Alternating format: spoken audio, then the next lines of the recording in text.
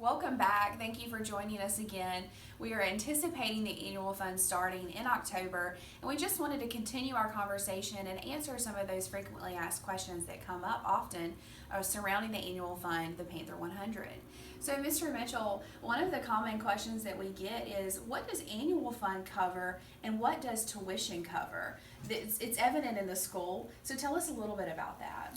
PCA is a tuition and fee operated school, which means we use tuition and fees to cover 100% of our operating expenses.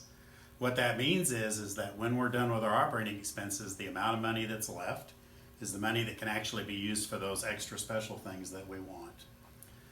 We use the annual fund to supplement that amount so that we can buy things like buses and security systems and other things that we don't have available in our operating fund. Sure, and these are things that are tangible things that our students are taking advantage of every day. And so while we do function out of that tuition dollar, we are still excited to be able to offer more and better and improved programs because of the annual fund and because of the generosity of our community. Absolutely. One of the questions that we're frequently asked is, what specifically occurs with the money that I give to the annual fund?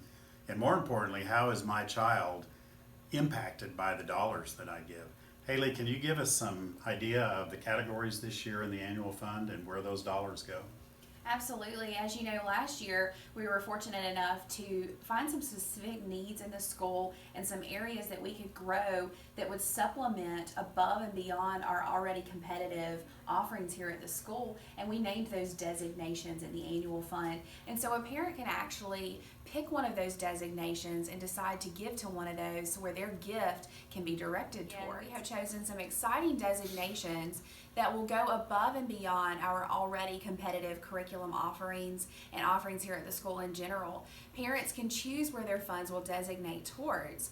Some of those would include things such as hands-on math tools and things for project-based learning. There are so many things we discussed that our teachers would like to do in the classroom that would supplement that curriculum, that would really challenge our students and help them flourish.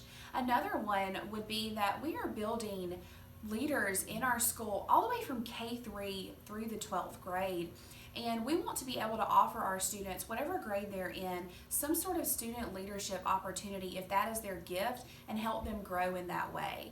So we've been finding that has been really important, successful, and beneficial to the student. So that will be one of those designations this year. Another example this year would be PCA is continually growing our fine arts program. You hear in the community that a lot of schools are actually cutting those fine arts programs.